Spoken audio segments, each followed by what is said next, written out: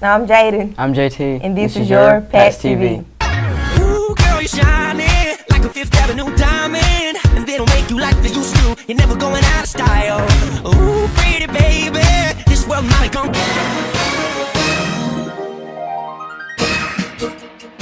Hillcrest student voted Teacher of the Month. Ms. Martin was the first teacher to be picked. Taylor went and spoke to Ms. Martin more about that.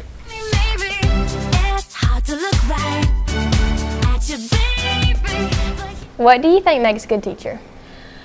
I think a good teacher is obviously someone who cares about kids, cares about students, is willing to work really, really, really hard and kind of wade through the nonsense to get to the reason that we are all here. There's so much about teaching that is not teaching. There's so much in education that's not teaching students content, making connections with students. There's so much extra, and so somebody who has the patience to deal with all of that and kind of get through that and to stay focused on what really matters, and obviously that's you guys, that's the kids.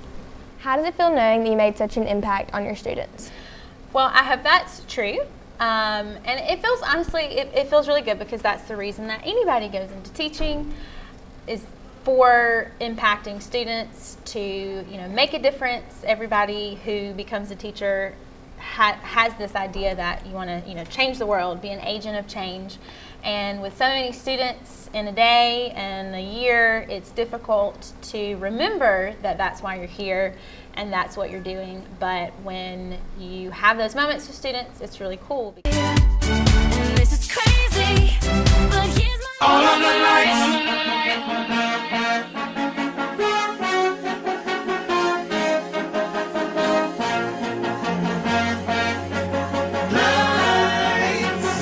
I've had the opportunity to go to the Alabama Scholastic Press Association Fall Workshop. Let's check in with Jamelia and see what happened. Hey Hillcrest, we're in the Brian Dennis Stadium with the WVU station. We're here to get broadcasting tips. Pats TV also attended several workshops where we learned about making documents. That's fine. That one person, that one counselor made it totally worthwhile. We went to WVUA, which is on the University of Alabama campus. And it's just a school where we learn about broadcast, where we learn about media, where we learn about different avenues for your job in broadcast stand-up or in media of any kind. And one of the news anchors for WVUA actually showed us around the studio and showed us some of the ropes and what the stuff he does, and showed us some tips and critiqued us a little bit just to make sure our show is the best that it could be. We'll actually go back in the fall and we'll compete. So the stuff we learned on September 30th, we'll go back and we'll compete, and then we'll, win some medals there like we did last year. So it's a very rewarding program, and it's a lot of fun. Yeah, ASPA helped us a lot. I feel like they gave us the tools necessary to better ourselves and our program. ASPA is a great experience to learn more about broadcast journalism. Being in the workshops of ASPA, it gives you helpful tips to become a successful journalist in the future. Broadcasters at Huntsville First Baptist Church. They were on their way to Mississippi Ladarius went and spoke with Coach Deal and Coach Warren about how important the next two games are and to gain a home field advantage into the playoffs.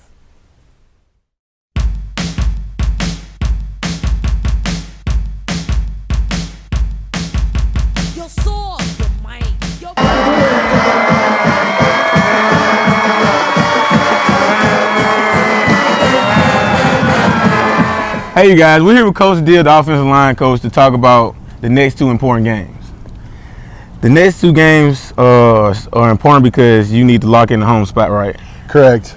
We've pretty much punched our ticket for the playoffs, but as far as earning a home game and being here in the first round of the playoffs, it determines we win these next two, this is where we'll be first round of the playoffs. What are your strategies to ensure the home team advantage?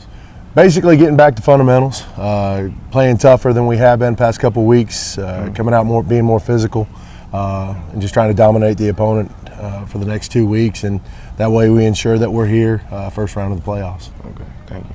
Thanks. Hey you guys, we're here with the secondary coach, Coach Bryant. Coach, how are you preparing the secondary to make sure we win and get a home field advantage for the next two games? Well, we've watched a lot of film already and got a plan in that we feel comfortable with. And yesterday at practice, I thought we had a really good practice.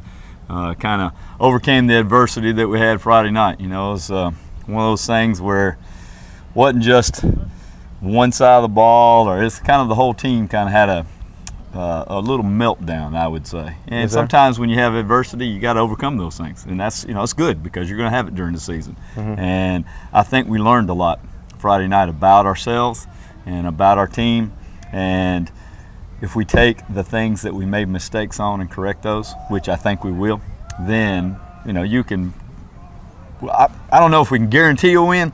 You can't guarantee anything in life, but we have a great chance to win the next 2 games. And if we play well on the defensive side of the football and know our offense will move the ball, then we have an awesome opportunity to have home field advantage, and that's big in the playoffs.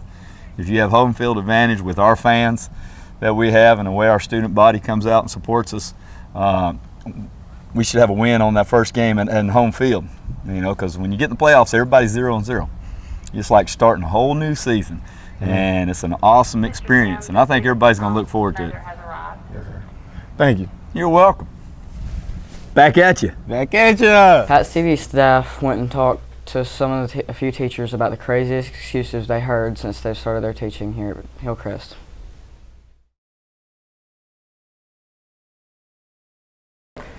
As a teacher, one of the best excuses I've ever heard for being late was the student said he was late coming back from lunch because he decided to go to McDonald's.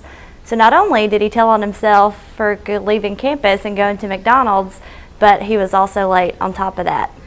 Probably one of the best ones I've heard for not bringing something back or turning something in when he was supposed to was he said, and I don't know if this is true, but I'm pretty sure he read it somewhere, he said that he got in a fight and lost his book bag because somebody was bad-mouthing me and he was defending my honor. Okay, as a teacher, the best excuse I've had for not turning in homework was when a student told me that their parents had them on restriction and they had to go to bed right after they ate supper so they could not do their homework. And the best excuse for coming into class late was telling me they could not find the classroom after we've been in class for 3 weeks into the semester.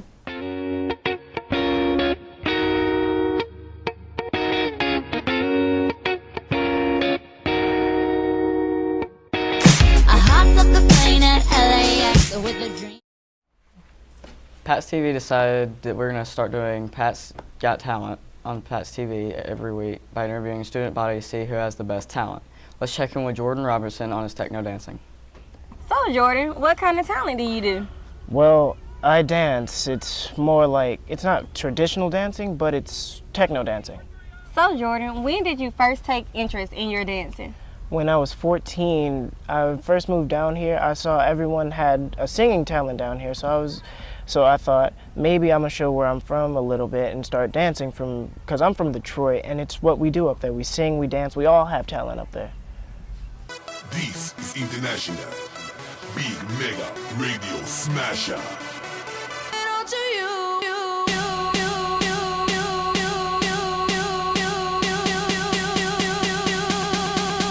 Dirty bit.